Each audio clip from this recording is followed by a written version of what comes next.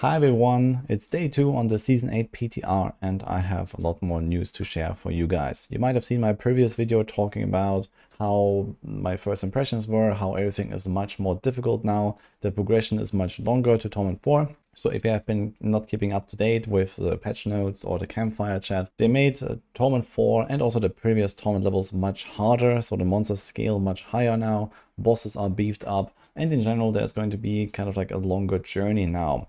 And with that, I kind of concluded my first part of my TDR testing, and it does seem like a lot of builds will not be able to very easily go to Torment 4, or at least they will need like some pretty decent stuff and pretty like decked out high-end characters to really be successful there. But what I want to show here now is the leveling and also some of the boss powers that I've been able to try out. So you see this one here in action right now. This is the Wandering Death Beam. It's just one of those examples.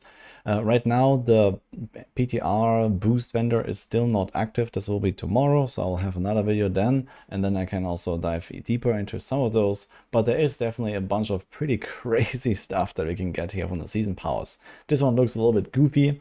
It kind of spins around you as you do Dance of Nights, for example. It works with like any of the channeled skills. But it is a relatively powerful ability, so basically every single channel skill, for example, would probably want this one.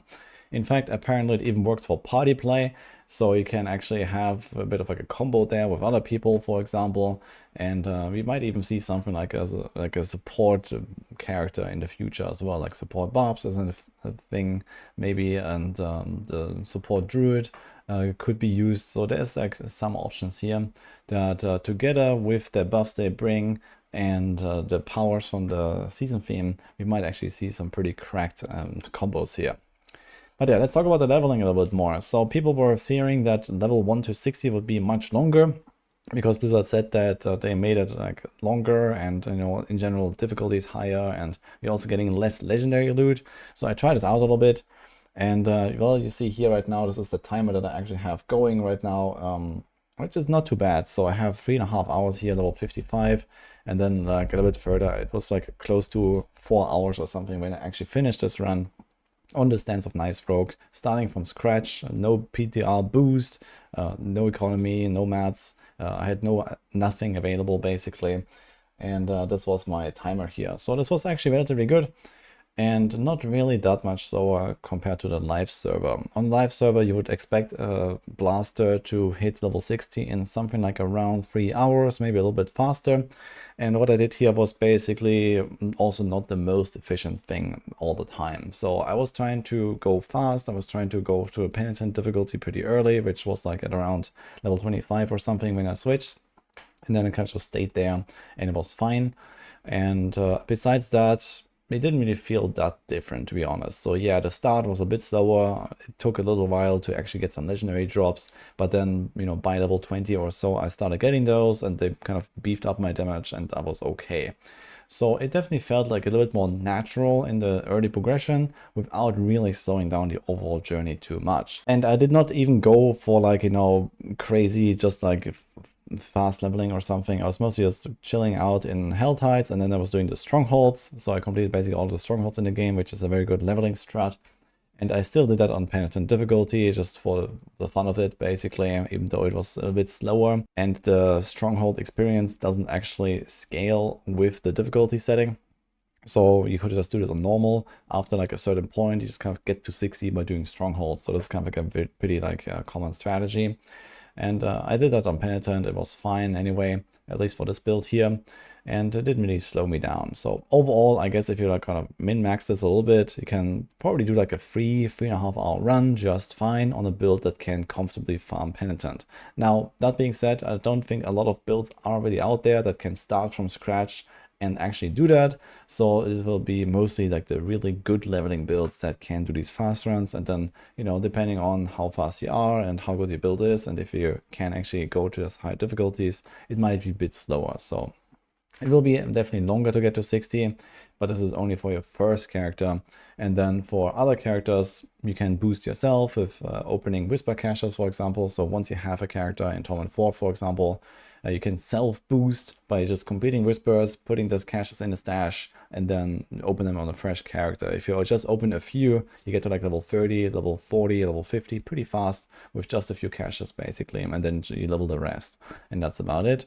Or you can also get boosted by other people, so that's also pretty common, where someone can just carry you through the pit, and like this you can be like level 60 in like 10 minutes or something like that. So it's not really such a big deal besides the first character. With that being said, there is another leveling strategy that is even better and basically untouched here, which is the campaign leveling strategy. So this is the actual fastest way to get to 60 right now. We're doing the Vessel of Hatred campaign, which you can complete in as little as like 90 to 120 minutes or something like that. Just do it on normal, rush through everything, go full mobility on everything, and then you're gonna end up with something like around level 50 or so.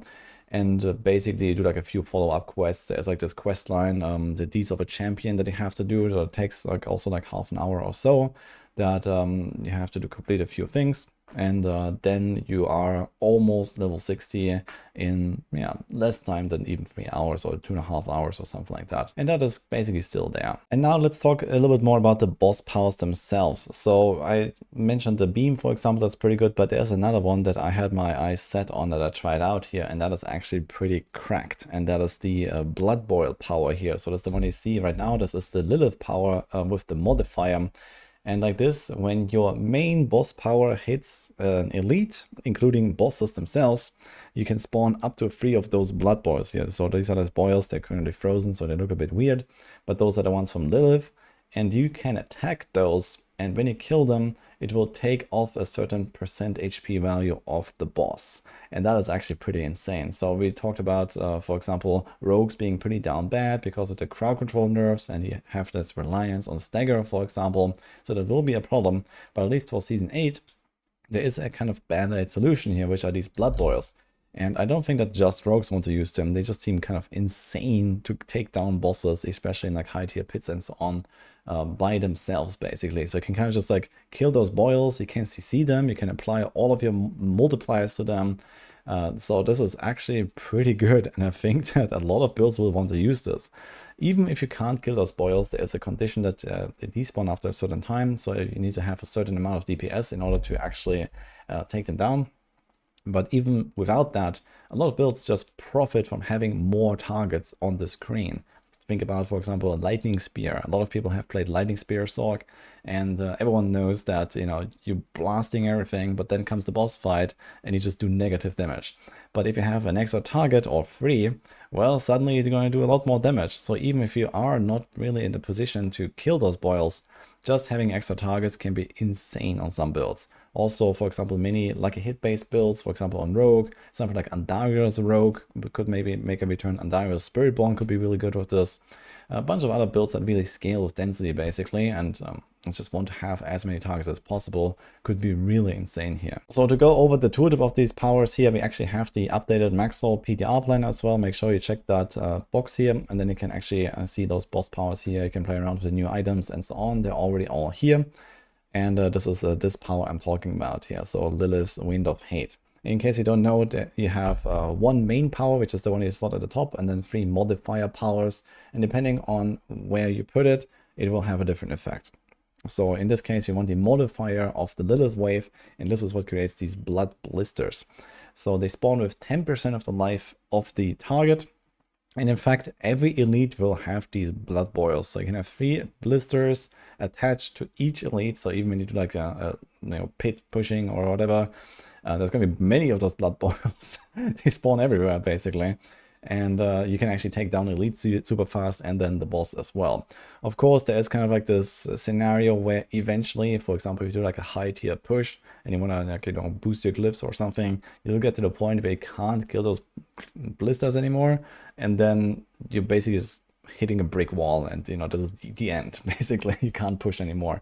So this is gonna be a bit weird, but maybe, you know, you're gonna not really run that issue, and maybe with how fast you may be able to take down those bosses, we might actually be more struggling to actually get to the boss more than taking down the boss in the future. So we'll see. But for now, this is actually like a really crazy power to really think about. And it's just like helps so much with anything that is like, you know, high tier bossing basically. Now, with that being said, there are some other pretty crazy powers. And actually what I've learned is that, well, the numbers that we saw originally in the patch notes are way crazier than we thought they would be, because you can rank up those powers. So you see here right now, there are 20 ranks. They start at 1. And basically what you saw in the patch notes, I think, were just like the level 1 numbers. And I thought that was basically it. So I originally thought that they were much weaker than they currently are. And some of those powers also just give you insane amounts of raw damage buffs. So here's an example, the Beastmaster's Training. This is for summon builds. So, you know, anything on like Minion Necro or, you know, Companion Druid and so on. There's a bunch of stuff. Potentially even like a Shadow Clone Rogues, for example. Could use this, and you see here the scaling is pretty cracked. So it starts at 17% extra damage for your summons maximum, and then it goes up 7% per rank.